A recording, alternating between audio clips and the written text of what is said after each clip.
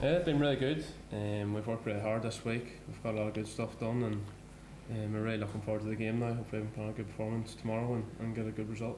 Has there been any discussion about the Bulgaria game, or are you just looking forward now? No, we have discussed it. We've watched clips on it and stuff, and where we went wrong and where we need to do better, and hopefully we can get less mistakes in this game tomorrow and make sure we perform well. What sort of things have you identified for you? Probably just overplaying and things like that. Probably at times we don't need to play as much as we did, and obviously things like the compact shape and things like that. So just loads of different areas that we can still improve, and obviously Michael and the staff have looked at it and give us the feedback. For yourself, Liverpool has obviously been the change of manager this season. What's the adjustment been like for you? It's been good, really good. I've learned a lot off the new manager. Obviously it's been difficult with the game time and things like that, but obviously I'm competing with another very good right back, to say the least. So no, but it's been really good. Really enjoyed it, learned a lot, and I'm really happy with how it's went so far. Yeah. You say competing with another right back. Neither of you are solely right backs. How important is that for both of you, I guess, when it comes to that competition? Yeah, well, I think the game's sort of changing a bit. I think whenever you play right back, you're not just there to sort of defend. You have to be good at going forward and good at going back as well. So yeah, the game's changing, and obviously there's a bit more asked of us fullbacks, but I really enjoy it, obviously getting forward and going backwards. When it comes to Northern Ireland, there's always more focus on you now. I guess we always say the only Premier League player in the squad. And how does that make you feel? Do you carry any extra pressure or burden from that? Not really, to be honest. I just like playing the football, just play the same football I've always played. And just go out there with a smile on my face and enjoy it and give me all for the team, so nothing will change in that regard. I'm just looking to tomorrow night, behind closed doors as we know, which is an experience I guess people had during the pandemic. Does that change anything for you? How do you find that? Obviously it'll be a bit weird. It'll be weird not to have the fans with us, but I think it doesn't change anything for us on the pitch. We've just got to go out there and put on a good performance and hopefully get the result we're looking for. Michael, first of all, are there any injury updates, any changes to the squad? No, Ethan Galbraith went back to his club on Thursday. Unfortunately, he came in with a foot injury that prevented him playing for his club on Saturday, and it just hadn't really healed. We'd hoped that, realistically, we thought he might have been an option to be available for the second game, but it wasn't possible, and also we've a doubt about Ross. Ross will not be fit for game one, but he has a chance of being fit for the game on Tuesday night. During the week you brought in Baroness and Barner and him as well. How do you feel about the overall strength of the squad given the players that you've lost? Yeah, look, I think we've lost players, the likes of Ballard, who's a starting player, and is a very important player for us. We lost, Bailey, who has been #1 goalkeeper for a long time. So it's never easy when you lose players that regularly start for you. But I think that, I suppose, the strength of the squad we'll find out, really, but with the options that we have when we bring people in. When you're calling people into the squad, like you realistically in that situation aren't calling them in on the basis that they're going to start games, but it gives you an opportunity to have a look at them. Kofi's a good example. He's taken him a little bit of time to play regularly at Motherwell, but he's played in the last few weeks, so he's been in our 21s. We could have called up an under 21 player, but it's good to see Kofi and see where he's at this minute in time.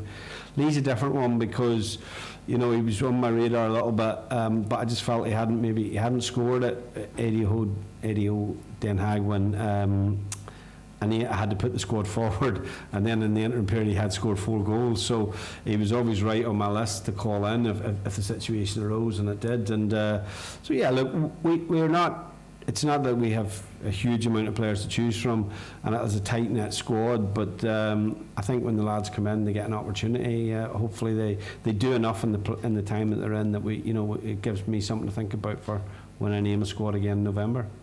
Yeah, I guess the difficulty, particularly when you lose Bailey and Ballard, is that's sort of the spine of the team and 2 key parts of the defence. Well, it is, yeah. Look, you want your players as much as possible to be playing as regularly as possible at as high a level as possible. That's always a challenge, I think, we've had at times with Northern Ireland. So Yeah, I think it's an important part of the team, but I think, if I look back to games where, for example, Romania away in March, we didn't have Daniel in that game. We didn't have Daniel in the Denmark game. So we have compensated for that, in the past, and it's an opportunity again. Whatever system we play and whatever players we play in the defensive line, to take that opportunity. With the goalkeepers, the 3 goalkeepers in the squad, only one that actually has a cap, and only one, there's a different one, that's playing regular club football. How concerned are you about the goalkeeping situation for this camp? Look, it is what it is. Unfortunately, when you lose a goalkeeper, as Bailey has been, consistent number one, whoever you put in will be relatively inexperienced. That's just the nature of it. So we can't really address that. It's very difficult, in our situation to have, and we're not alone in that. I think, if you look at Scotland, for example, they have a goalkeeping situation at the minute as well. So we've lost an experienced goalkeeper who in this camp would have probably got to 50 caps.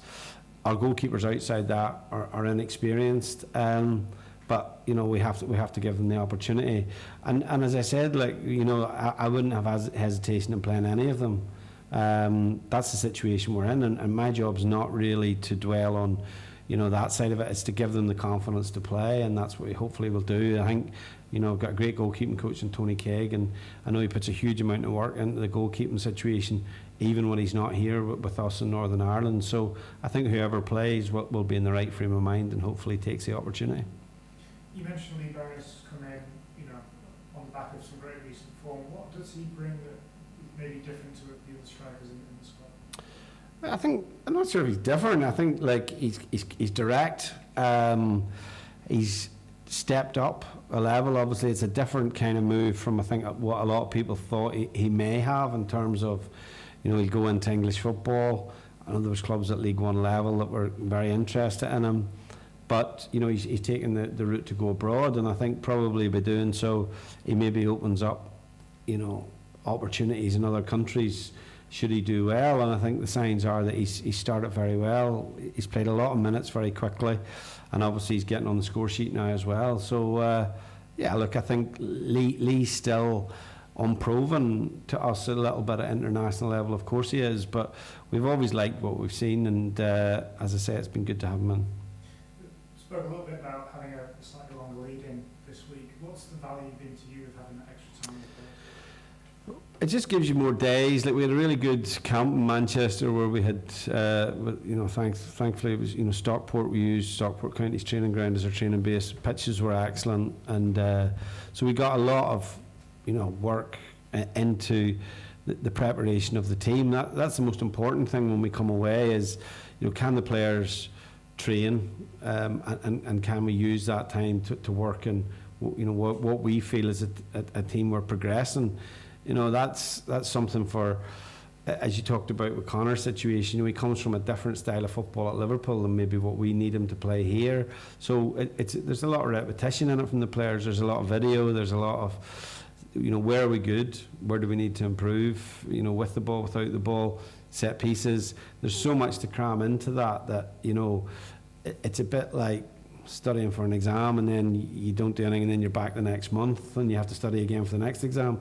At a club, obviously, you have a continuity there where you're preparing for games every 3-6 days, so that preparation just rolls into the next. So in this situation, having the 5-day lead-in has been useful. I always enjoy the fact of the game on the Saturday, and it also gives us a little bit of downtime with the players as well. And just finally, going into tomorrow's game, what are the sort of particular challenges that Belarus pose for? Well, I think they've an aggressive team. I think they'll play and play with a high intensity and high pressure. Spanish coach. They've obviously had a good start to the group, with 4 points. And look, we can't claim to know all their players individually that well. They play their club football in more obscure places than maybe a lot of our lads do. But I think they've proven that they're capable of getting some good results. They did that obviously in the previous qualification campaign, and they've done that, over the friendly games that they've played. I think at this level, the teams that you compete against, there's very little in terms of between the teams, you maybe aren't dealing with maybe one or two outstanding individuals that you do when you play teams of in the higher caliber. So look, this is a good gauge for us in terms of our progression, because these are the difficult games. I always feel a nation like ourselves, you know, as we talked about previously, these are the games in the past that have tripped us up a little bit in terms of when we've gone into a qualification phase. And it's, you know, we're not maybe seen as the underdogs, where obviously in a lot of situations we will go in as a smaller nation. So that's the challenge, I think, for the boys as well, and to understand, you know, where we are as a team and how we're progressing as a team as well. Thank you. Anyone else? Stephen? Right, just Michael, just so you know this, Ian, Conor is going to be the captain tomorrow, so you may want to ask him another question. See, I've stopped asking you, captain. Yeah, so. In that case, Conor, first of all, congratulations. What does that mean to you? Thank you very much. Yeah, just very proud. Obviously, it's going to be a really good night, and hopefully we can cap it off with a win as well to make it a special night. When did you find out?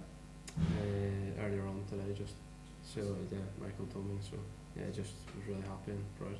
So have you had a chance to tell family and friends yet? Yeah, just my mum and my girlfriend. So yeah, just them so far. Yeah. Yeah, I presume that they were very proud of you.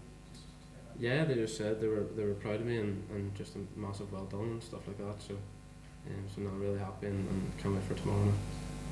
Congratulations. Thank you very much. All right, Okay. thank you. See, now, if you would kept quiet, you would.